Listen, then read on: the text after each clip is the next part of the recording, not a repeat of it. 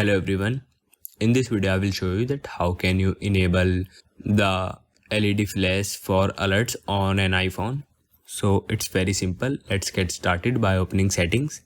Now in the settings app, scroll down and find the accessibility and tap on it. Now in the accessibility menu, scroll down and you will find audio visuals. Tap on it.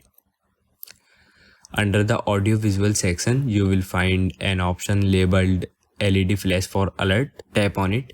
Now tap the toggle switch next to it to turn it on.